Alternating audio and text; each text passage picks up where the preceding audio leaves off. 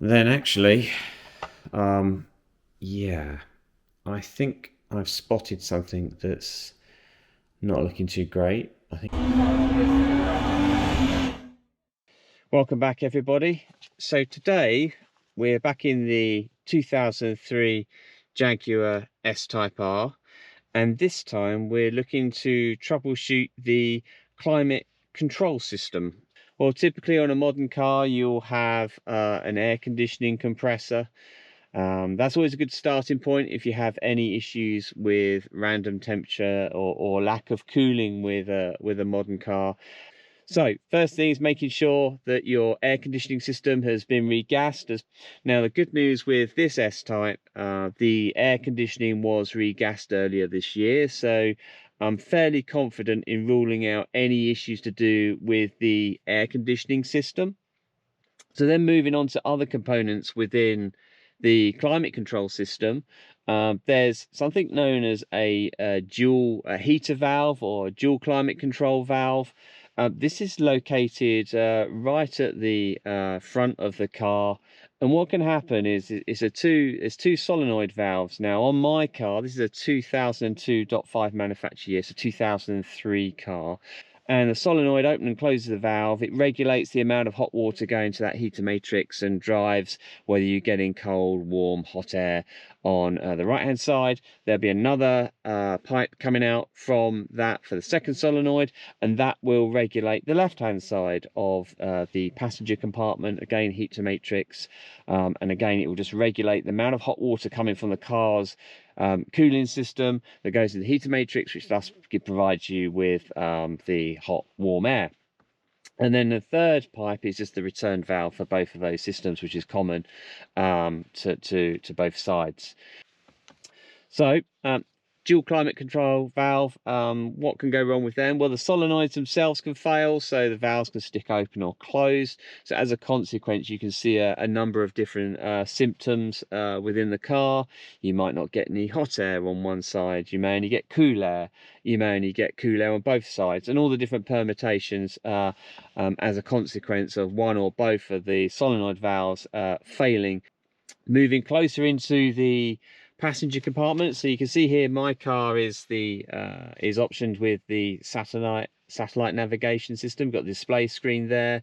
A lot of cars don't have that, and in terms of climate control, it just means that the climate control module, which is another component that can fail on cars with the sat nav, that is usually located just above the glove compartment. So to get to it requires removal of the glove compartment, either on this side or on the other side if it's a left-hand drive car.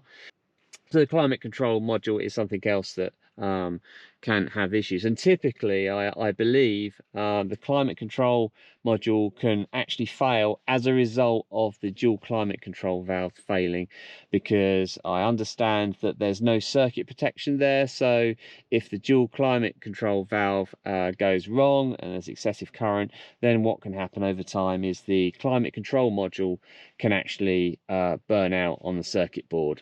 And finally, other bits that can cause issues, just over here, this little grill here, just back from there is the cabin air temperature sensor.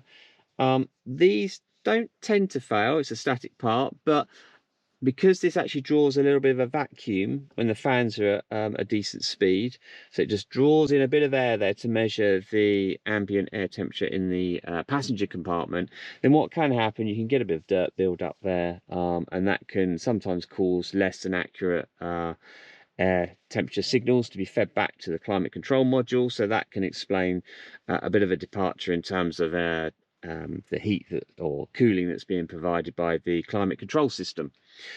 These do prise off. You can just carefully prise these off and clean them out. But an easy test to do on this is just to get a bit of toilet tissue or something really light.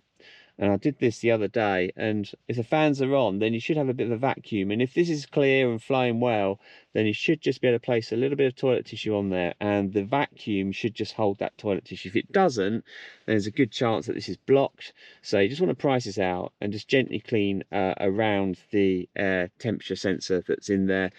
What else can go wrong? Well, within the climate control system itself behind here, There are actually 4 little electric motors. And a common problem on these sometimes is after you've used the car and you've switched it off, you may hear some gurgling or creaking going on from around here. And that is typically where the motors, the actuators, are just trying to find the correct position, the correct rest position for some of the flaps. The climate control system could struggle to work out where the flaps are, so sometimes you'll hear sort of gurgling. Climate control module did report back an issue with circuit failure for the recirculation flap. So I think the motor has either failed or had a problem or burnt out, or the climate control module itself is having a problem. And one other area that can cause an issue with variances in temperatures across the cabin and the vents, there are actually 3, I think they're called evaporate temperature sensors. Actually, only one of them is measuring the temperature of the evaporate chamber. That's actually again on this left hand side here. Right at the back there'll be a temperature probe there, and all that's doing is making sure that the evap chamber doesn't freeze up, and that's its primary job. You've then got 2 further temperature sensors, one on the left hand side, one on the right hand side, and they are just measuring the temperature for the left hand air duct and also the right hand air duct respectively. So again, if there are any issues with the temperature sensors, then that can obviously, in terms of false readings, then that can obviously upset the climate control and give you strange behaviors in terms of hot and cold air. So what I've actually got here sitting on my lap here, now this is available on now it's interesting, look at this. The air system just kicked in completely randomly on its own. It does this from time to time. My car's not possessed, but it's not meant to do this by design, but it is quite happily now switched on, passing air through to the passenger compartment. Who knows?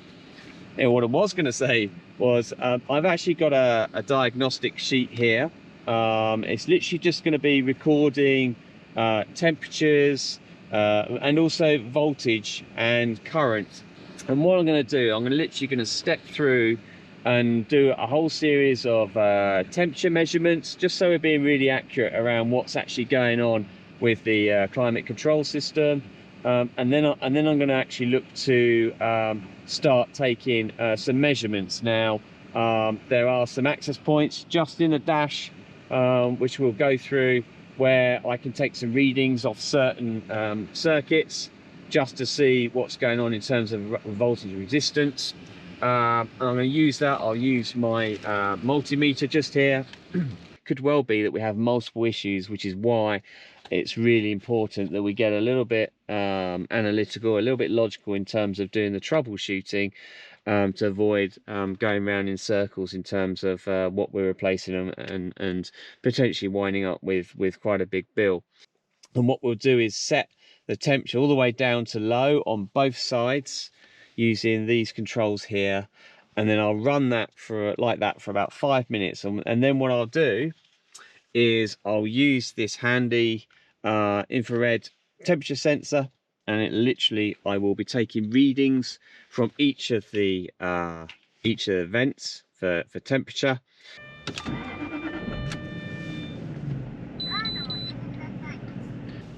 Bring that temperature down.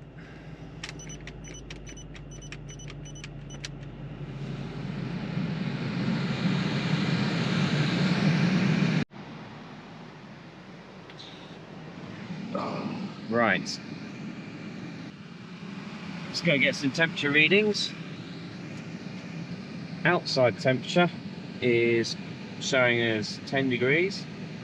Wow, so the passenger's vent is showing that should be a lot cooler than that. Although I'm just using a laser to point to the back of the vent. Okay, I've got a maximum of 22.1. Doesn't sound right to me.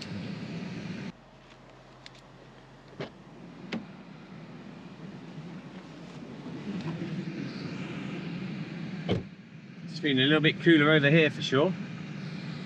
Yeah, that's more like it. So I'd expect to see at least about minimum of 7 degrees. I can see here I've got less than that. It's going down to about 5.9. The maximum that I've got recorded is 7.1, so I'll go with that. Okay, I'm going to go with 10.2 on that one. So you can see we've got quite a big difference already. So 44 on the left hand, 22.1 on the center, and then 7.1 just here and 10.2 here. So yep, I'd suggest we've got a bit of an issue. Okay, so what I'm going to do is just carefully remove this all-weather protective trim to give us a bit more access. A couple of few trim removal tools here, so I don't want to scuff the edge, so I'm actually going to put a cloth around it just to try and prevent any issues with it's on a hinge, like I say, so it should be reasonably easy to kind of get open. So I'm actually going to remove that. That then gives me more options. So let's look at the tests. We're going to need a voltage and a resistance. Okay, can do that. 12.49 coming on there running. Okay, so about 12.5 with it out, without it running. It's kind of what I'd expect. Let's go start her up. I'm going to earth here, and I'm going to probe this one in here, which is number 9. I'm getting that. 155 millivolts apparently. And now I'm going to do pin 10. 13.41 on, got 13.4 volts on pin 10. So I'm just going to try pin 9 again. Pin 9, I've got 153 millivolts. Okay. So one of the check we did behind here was actually to measure the resistance across pin 9 and 10 on the FC4 connector. This basically is a resistance check that equates to the 2 pins for the dual climate control valve, the DCCV.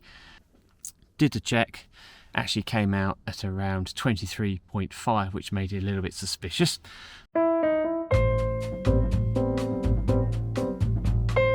So as a consequence, I have actually been able to source a genuine OEM Bosch replacement climate control valve. So I just put this down here. You'll see we've got left and right and the flowback pipe there as well. We've got the connector just here, 3-pin connector. So essentially by measuring pins 9 and 10 on the FC4 connector here, we were literally, it's the equivalent of measuring across this leftmost pin in here and the rightmost pin in here, not the middle one. So I've done a similar test on this one here, the replacement unit, and it's come out at 28.5 ohms, which is broadly within tolerance there. So we will be looking to fit this dual climate control valve at some point when we have some decent weather and I have some time. Meanwhile, I want to remove the glove box just here. Above the glove box we should have the remote climate control module. I want to make sure that that's not been burnt out as a consequence of the malfunctioning dual climate control valve that we're looking to replace. And so I also want to get access to a couple of other bits here. I want to see the recirculation flap motor or the actuator, make sure and confirm that that's working okay as part of the diagnostics. I also want to look at some of the temperature sensors that are located under here as well. So to remove this glove box here, obviously it's a right hand drive car. So just on my S-Type here, I'm gonna start off by loosening these torque screws here, 1 and 2. These are a T30 torque setting. So I have my trusty T30 torque just here. I'll loosen these off. I'll then come down underneath and you can see here there's another T30 there. I also then just need to get a Posidrive or Phillips head just on some of the screws along here on the duct. It's one there, and loosen all of that, remove that. Should then be able to disconnect this puddle light just here. It's not actually a puddle light, is it? It's actually a footwell light, to be more accurate. It looks like it's lost its cover already actually, but we can sort that out. And then finally I'll be looking to remove the glove box, and you can see here it's hinged that I'm showing in the mirror reflection. Just again 1, 2, 3 T30 torques just to remove that. Okay, so we've got the little backing panel off. So there was a T30 screw there, or bolt shall I say, and another one's up there, and there's also a couple of these fasteners as well, which I just used trim removal tool, just this one here, simple trim removal tool. So that's now done. Move that out of the way, and now you can just see the lower heating duct just here. So we'll look to maneuver that out of the way next. Okay, so we was able to successfully remove the glove box. There was this screw just here and in here, and also there's 3 screws along the hinge as well supporting, and so we've just got this duct down here that's hanging quite happily at the moment without any issue. So if I get the torch in, you can start seeing in here we've got one of the actuator motors there, and next to it with the big white clip, you can see that's one of the temperature senders. And then if I shine from the back, you might just make out, if you follow the green clip and go backwards, you may just see another one in there. I think that's for the evaporate condenser temperature sensor. And also here, I'll just move around a little bit. Over here we've got the other motor. So again, another actuator. I think that may be for either blend flap or the recirculation. And then obviously we've got our blower in there as well. And finally, just up here, if you see it with the red sticker on, if that's coming through, that red sticker there we go. That is our climate control module. So all I want to do now is disconnect. So if I use my mirror, you can just see we've got 2 clips, if that's coming out, 2 clips just to remove. Let's push down from the top, and then I think we've just got some more torques just to remove the unit itself. So we'll do that next. So climate control module is now out. Just another T30 torque, holding that in like so, and then it just slides back on these 2 clips from up here. So back with the climate control module, you can see here, and what I want to do is open this up so that I can inspect the circuit board and components. Just a precursory check to see whether any of the circuits have been burnt out as a consequence of the failing dual climate control valve, because there is no circuit protection on here. So to get access, I need to release these screws. There's 4 screws, one here, one here. I'll spin it around, one here, one here. These are actually a T6, so I have that prepped up already. So all I'm going to do is just take those 4 tiny screws out, and then what I should be able to do after that is flip her over,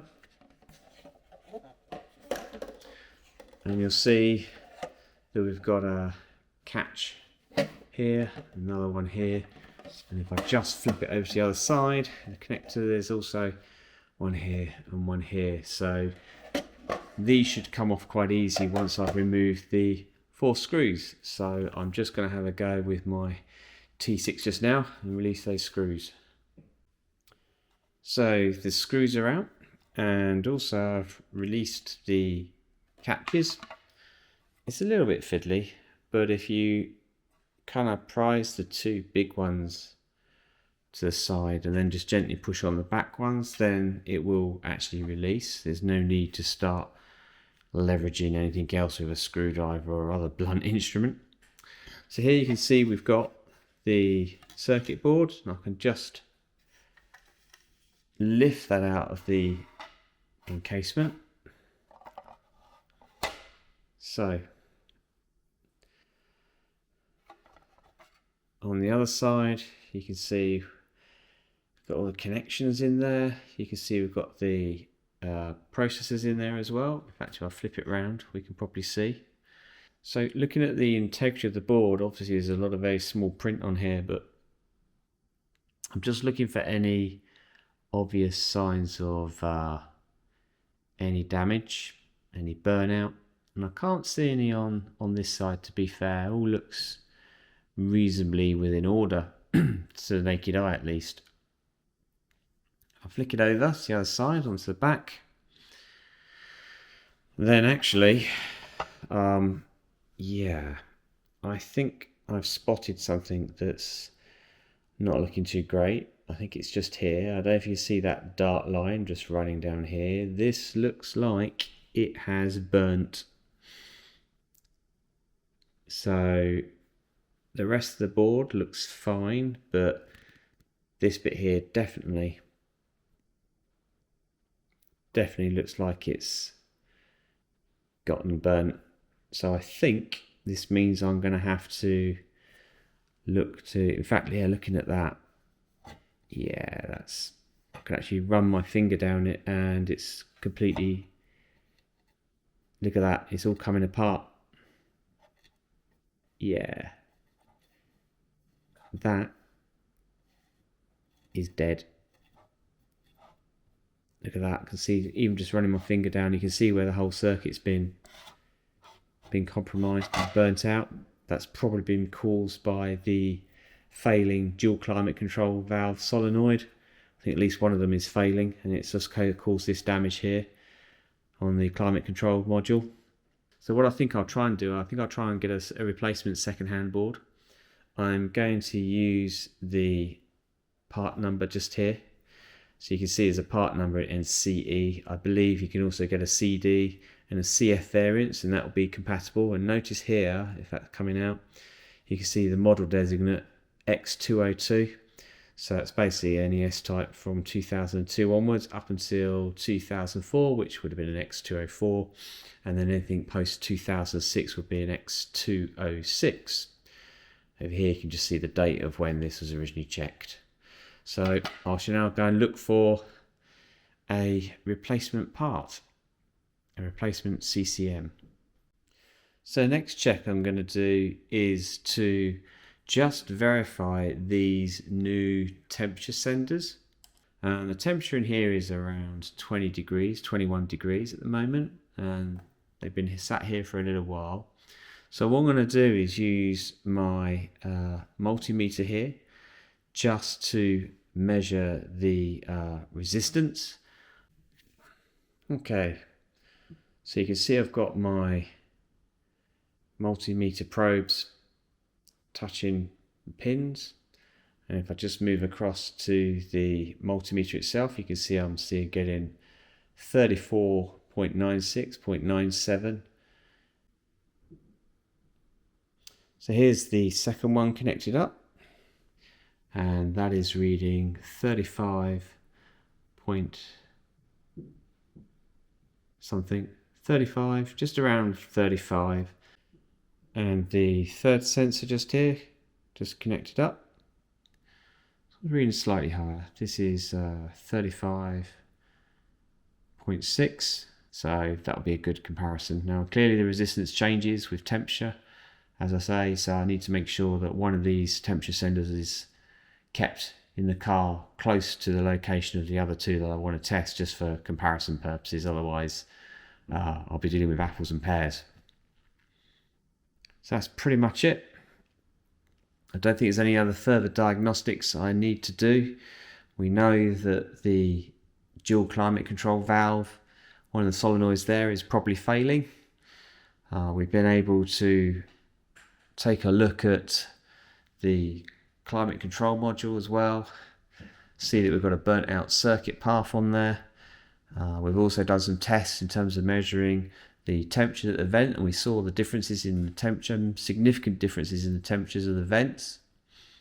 So the only remaining test to do is for the temperature sensors in the car when the weather improves, and also if I get a replacement climate control module and replace the dual climate control valve, then we should be good to do some tests to see whether there's an issue with the recirculation flap motor actuator or the circuit, because that was something that was reporting out on the Jaguar IDS system as a circuit issue for the recirculation flap motor actuator circuit. So we better do that once we've fixed the other two issues, the replacement climate control module and also the replacement dual climate control valve. I'll also be looking to measure the resistance across the pins for the old dual climate control valve as well, as a good comparison, because I think we were reading 28.5 ohms across the new one, so I expect to see a lower amount, maybe 20 across the old one, and that just really proves the point that there's an issue with the dual climate control valve that's currently in the car. So all of that's come in part 2 of episode 16 of the maintaining Jaguar S-Type R series. See you soon.